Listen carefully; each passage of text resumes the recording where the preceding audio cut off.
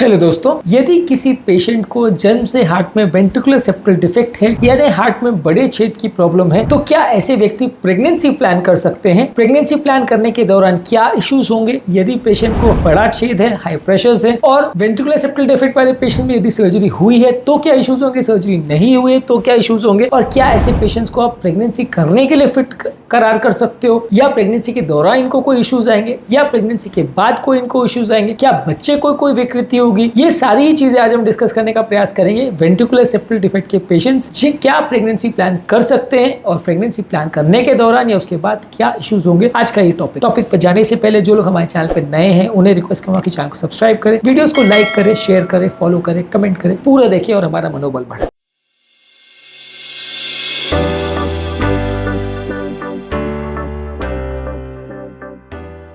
सबसे पहले यदि किसी व्यक्ति का वेंट्रिकुलर सेप्टल डिफेक्ट काफी साल पहले अगर बंद हो चुका है, सर्जरी द्वारा उसको बंद किया जा चुका है, या स्पॉन्टेनियस क्लोजर हो चुका है यानी बच्चे को छोटा छेद था जो कि 7-8 साल की आयु से पहले बंद हो चुका है, तो वैसे केस में ज्यादातर में कोई खास दिक्कत नहीं आएगी और प्रेगनेंसी आप जैसा प्लान करना है वैसा कर सकते हो। ज्यादातर पेशेंट में कोई सिग्निफिकेंट इश्यूज नहीं होंगे क्योंकि इस तरह के पेशेंट में हार्ट लगभग पूरी तरह से हम मान के चल रहे हैं कि नॉर्मल था, छेद सही टाइम पे ऑपरेशन उसका हो गया, राइट साइड के प्रेशर वगैरह सब नॉर्मल है, हार्ट फेलियर में नहीं है, तो दिक्कतें नहीं आएंगी। लेकिन यदि इनमें से कोई भी एक चीज है कि मान लीजिए हार्ट का फेलियर हो चुका था, हार्ट में कोई कंडक्शन की प्रॉब्लम है, राइट साइड के प्रेशर बहुत ज्यादा है, पेशेंट मल्टीपल मेडिसिन पर है, तो वैसे केस में कॉम्प्लिकेशंस या प्रॉब्लम्स होने का चांस कई गुना बढ़ सकता है। कितने प्रॉब्लम्स है, कितनी तरह की प्रॉब्लम्स है, उसका क्या ट्रीटमेंट चल रहा है, कितनी मेडिसिन चल रही है, ये सब चीजों को हिसाब रख के ध्यान देना पड़ेगा कि पेशेंट को प्रेगनेंसी के दौरान कितना रिस्क होगा और किस तरह का रिस्क होगा। इसके अलावा यदि कोई पेशेंट को छेद ऐसा है जिसका ऑपरेशन नहीं हुआ है तो फिर इश्यूज अराइज होते हैं। यदि छेद बहुत छोटा है और 2-4 मिलीमीटर का ही है और उससे थोड़ा बहुत शंटिंग हो रहा है लेकिन कोई हार्ट फेलियर नहीं हो रहा है, पेशेंट को कोई सिम्टम्स नहीं है, चलने फिरने में कोई सांस नहीं फूल रही है, तो प्रेगनेंसी वो प्लान कर सकता है, इसमें कोई ज्यादा दिक्कत नहीं आएगी। लेकिन यदि मान लीजिए वो छेद बड़ा है, हार्ट फेलियर कर सकता है, अनकरेक्टेड छेद है, राइट साइड के प्रेशर ऑलरेडी ज्यादा है, या पेशेंट को ऑलरेडी आइजनमेंगर सिंड्रोम हो चुका है जहां राइट साइड के प्रेशर इतने ज्यादा बढ़ चुके हैं कि पेशेंट का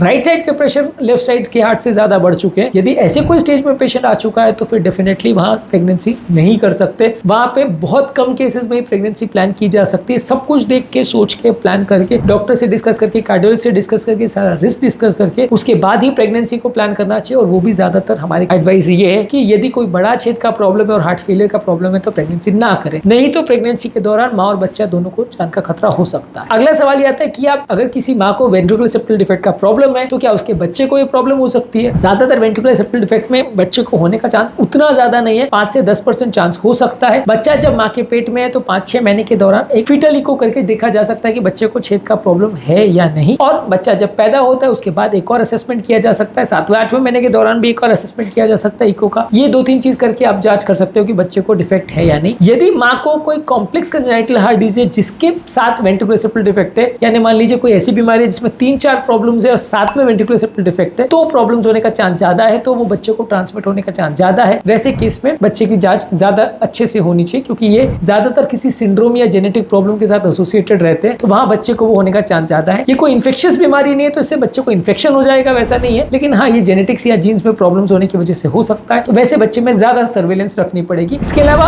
अगर माँ को छोटा छेद है या पहले से करेक्ट अगर हो गया है तो फिर आपको बहुत ज्यादा अग्रेसिव कार्डियक मॉनिटरिंग की जरूरत नहीं होगी। फिर भी हम रिकमेंड करते हैं कि प्रेगनेंसी के हर 3-3 महीने में एक इकोकार्डियोग्राफी एटलीस्ट करवाते रहे। इससे सिग्निफिकेंट आपको पता चलता रहेगा कि कोई डिटोरिएशन तो नहीं हो रहा है, कोई हार्ट फेलियर की तरफ नहीं जा रहा है, या कोई सडन प्रेशर पड़ने की वजह से हार्ट में डिटोरिएशन तो नहीं हो रहा है। क्या होता है प्रेगनेंसी के दौरान बच्चे का एडिशनल बॉडी वेट की वजह से एक्स्ट्रा ब्लड सप्लाई हार्ट को करना पड़ता है, ये एक्स्ट्रा स्ट्रेस कभी कभी हार्ट नहीं झेल पाता है और कंडीशन बिगड़ भी सकती है। तो ऐसे केस में यदि आप हर महीना, 2 महीना, 3 महीने में एटलीस्ट स्कैनिंग करते रहेंगे तो आपको थोड़ा सा आइडिया रहेगा कि कंडीशन बिगड़ सकती है या नहीं, और बिगड़ने से पहले आप अप्रोप्रिएट ट्रीटमेंट स्टार्ट कर सकते हो। ज्यादातर केस में मेडिसिन आप देना अवॉइड करते हो क्योंकि ये ज्यादातर मेडिसिन बच्चे के लिए बहुत सेफ नहीं मानी जाती, बच्चे को नुकसान पहुंचा सकती है, बच्चे में जन्मजात विकृति जिसे टेराटोजेनिक इफेक्ट बोलते हैं ये हो सकता है। तो इसलिए ज्यादातर इस तरह के पेशेंट्स में आप ये एडवाइस नहीं करते हो कि आप बहुत ज्यादा मेडिसिन लो, जहां तक पॉसिबल हो मेडिसिन को मिनिमम रखना पड़ता है। लेकिन हाँ अगर मजबूरी हो और माँ की जान को या बच्चे की जान को खतरा है तो डेफिनेटली मेडिसिन देना पड़ेगा। सिम्टम्स को कैसे मैनेज करेंगे? यदि माँ को या बच्चे को धड़कन का प्रॉब्लम हो रहा है तो उसको कंट्रोल करने की मेडिसिन बीटा ब्लॉकर्स दिया जाएगा। यदि सांस फूल रहा है तो कंट्रोल वे में पेशाब बढ़ाने की दवाई यानी डायरेटिक्स दिया जा सकता है, लेकिन उसमें प्रॉब्लम यह है कि ज़्यादा डायरेटिक देने से बच्चे का प्लेसेंटल फ्लूइड कम हो सकता है, जान का खतरा हो सकता है। इसके अलावा यदि माँ को बहुत ज़्यादा कमजोरी या सुस्ती हो रही है तो प्रॉपर उसको ऑक्सीजन दे के, रेस्ट दे के, या उसको मेडिसिन का थोड़े डोज कम डोज में दे के मैनेज किया जा सकता है। ज़्यादातर अगर पल्मोनरी आर्टरी हाइपरटेंशन है तो उसके लिए थोड़ा बहुत मेडिसिन देना पड़ सकता है, पर ये ज़्यादातर टफ केसेस होते हैं जहाँ पे माँ को अगर सिम्टम्स चालू हो जाते हैं उसको मैनेज करना मुश्किल पड़ता है। एक्सपर्ट कार्डियोलॉजिस्ट, फिजिशियन और गायनेकोलॉजिस्ट के प्रेजेंस में किसी अच्छे कार्डियक सेंटर में ही डिलीवरी वगैरह हो तो ज़्यादा अच्छा है। किसी रूटीन सेंटर में, छोटे मोटे सेंटर में जहाँ प्रॉपर आईसीयू केयर या कार्डियोलॉजिस्ट फैसिलिटीज़ नहीं है, वहाँ पे डिलीवरी करना खतरे का बात हो सकता है। इसलिए आप वहाँ पे डिलीवरी ना करें, अच्छे सेंटर में करें जहाँ प्रॉपर आईसीयू हो तो ज़्यादा अच्छा है, ज़्यादा सेफ रहेगा। अगला क्वेश्चन आता है कि क्या खून पतला करने की दवा ज़रूरत है या इन्फेक्टिव एंडोकार्डिटिस का प्रोफाइलिक्सिस का ज़रूरत है। खून पतला करने की दवा ज़्यादातर वेंट्रिकुलर सेप्टल वाले पेशेंट को ज़रूरत नहीं होती, अनलेस कोई पहले से क्लॉट डॉक्यूमेंटेड हो या कोई स्पेसिफिक इंडिकेशन हो तभी देना पड़ेगा, नहीं तो नहीं।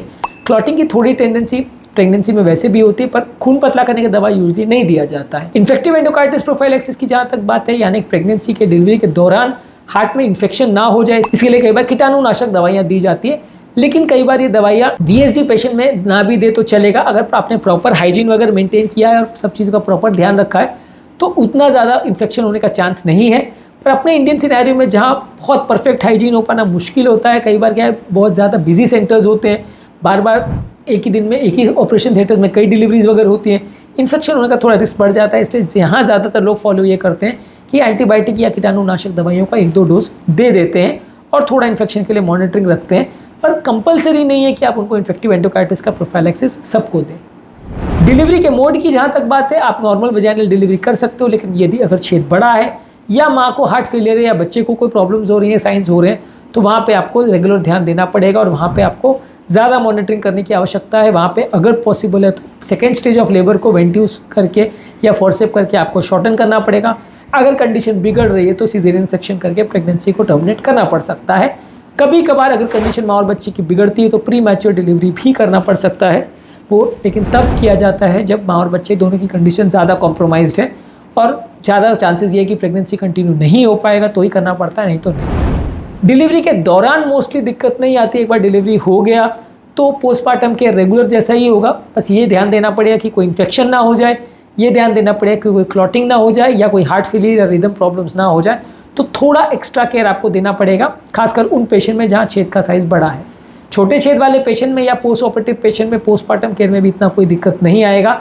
माँ बच्चे को प्रॉपर फीडिंग वगैरह कर सकती है, अनलेस माँ को कोई स्पेसिफिक दवाइयाँ चल रही है जो कि उसके सर्वाइवल के लिए ज़रूरी है, तो फिर आपको डिस्कस करना पड़ेगा कि माँ बच्चे को ब्रेस्ट फीडिंग कर सकती है या नहीं। पर ज़्यादातर केस में कोशिश ये की जाती है कि एक बार डिलीवरी हो गई तो बच्चे के लिए फीडिंग चालू रखें, माँ की दवाइयाँ टाइम बिंग बंद कर दी जाती है, अनलेस माँ को बहुत सीवियर कोई हार्ट फेलियर हो तो दवाई दी जाती है, अदरवाइज़ नहीं दी जाती है, और वैसे केस में आप ब्रेस्ट फीडिंग कर सकते हो। जहाँ तक सवाल है फैमिली प्लानिंग का, ज़्यादातर कंजेनाइटल हार्ट डिजीज़ वाले माताओं को ये बोला जाता है कि एक बार उनकी डिलीवरी हो गई तो उसके बाद वो ऑपरेटिव पीरियड के बाद, सर्जरी होने के बाद या डिलीवरी होने के बाद अपना हार्ट का सर्जरी करा लें। दूसरा प्रेगनेंसी प्लान करना है तो उसके 1-2 साल बाद ही करें तो अच्छा है। और यदि ऐसा कोई कंडीशन है जहाँ उसका हार्ट का ऑपरेशन नहीं हो सकता है तो सेकेंड प्रेगनेंसी प्लान करने से पहले अच्छी तरह से डिस्कस कर ले, प्लान आउट कर ले, और फिजिबल और बहुत ज़रूरी हो तो ही सेकेंड प्रेगनेंसी प्लान करें, नहीं तो नहीं करें। नहीं तो कई बार क्या है प्रॉब्लम्स हो सकती है। हर एक पेशेंट में किस तरह का VSD है, किस तरह का प्रॉब्लम है, किस तरह का छेद है, क्या इश्यूज़ है, हर चीज़ों को ध्यान में देख कर इंडिविजुअलाइज थेरेपी करनी पड़ती है।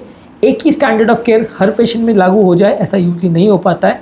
आपको स्पेसिफिकली सब चीज़ों को देख कर डिसाइड करना पड़ता है कि अगली प्रेगनेंसी पेशेंट प्लान कर सकता है नहीं, और करता है तो क्या इंपॉर्टेंट इश्यूज हो सकते हैं। आज के टॉपिक में हमने बात करी वेंट्रिकुलर सेप्टल डिफेक्ट वाले पेशेंट्स में प्रेगनेंसी प्लान अगर वो करते हैं तो क्या इश्यूज हो सकते हैं, क्या स्पेसिफिक प्रॉब्लम्स आ सकती है और क्या क्या चीज़ों का ध्यान रखने की आवश्यकता है। उम्मीद करूँगा कि आज के टॉपिक में कुछ नई बातें जानने को मिली होगी। जो लोग हमारे चैनल पर नए हैं उन्हें रिक्वेस्ट करूँगा कि चैनल को सब्सक्राइब करें, वीडियोज़ को लाइक करें, शेयर करें, फॉलो करें, कमेंट करें, पूरा देखें और हमारा मनोबल बढ़ाएं।